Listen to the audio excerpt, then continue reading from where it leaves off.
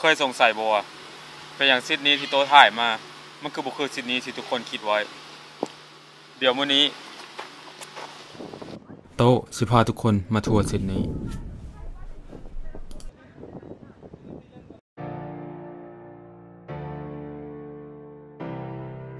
ถ้าเว้าหาผู้คนในตัวเมืองซิดนีย์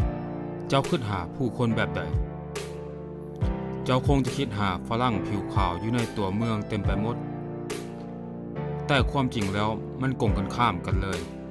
ถ้าเจ้าได้มาสัมผัสการใช้ชีวิตอยู่ในซิดนีย์อีหลีเจ้าจะเห็นหลายกว่านั้นเจ้าจะเห็นถึงความหลากหลายของชนชาติเชื้อชาติที่มาอาศัยอยู่ในเมืองเดียวกันและนั่นแหละเป็นเสน่ห์ของซิดนีย์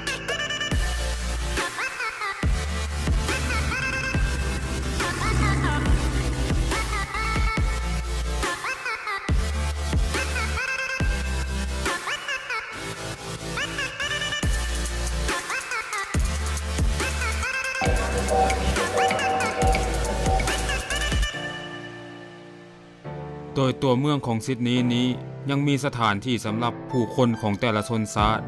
เช่นไททาวน์เป็นสถานที่ที่เต็มไปด้วยอาหารพื้นบ้านและกิจกรรมต่างๆที่เอิ้นได้ว่าป่ามีประเทศไทยน้อยๆอยู่ไกลๆเฮาเลยโดยไว้ๆนี้เขาก็จะจัดงานสงกรานต์เช่นกันหรือว่าบุญปีใหม่ลาวเฮานั่นเองถึงว่าอากาศอยู่นี้มันสิหนาวก็ตาม และนอกจากนี้มันยังมี Korean Town และ China Town นำอีก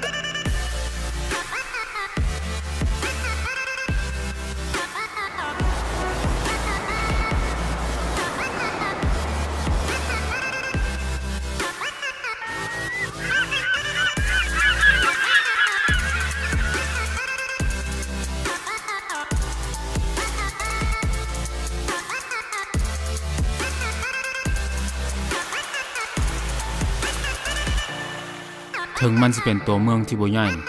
แต่มันก็มีหลายสิ่งหลายอย่างที่น่าสนใจและตัวเองก็ขอแนะนำให้เจ้ามาเที่ยวลองเบิ่งเจ้าจะได้ประสบการณ์ที่ดีกลับไปแน่นอน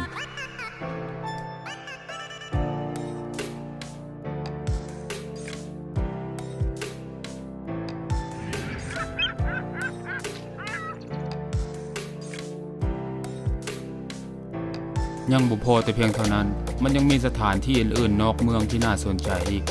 เส้นแครปมาตาก็เป็นหนึ่งในสถานที่ที่โตมักไปและหวังว่าจะได้พาทุกคนไปเบิ่งมัน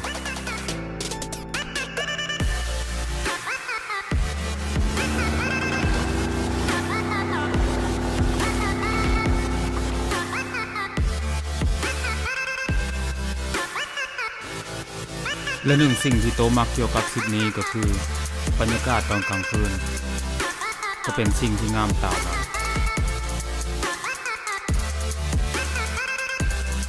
หวังว่าทุกคนสิมักคลิปนี้ถ้าอยากเห็นคลิปต่อไปก็ฝากกดไลค์คลิปนี้ให้แน่ขอบใจแต่สุดท้ายแล้วอยู่ใส่ก็บ่สุขใจเท่าอยู่บ้านเฮาถ้าเป็นไปได้โตก็อยากกลับไปเที่ยวลาวอยู่ได้หวังว่าจะได้เจอกันไวๆนี้บาย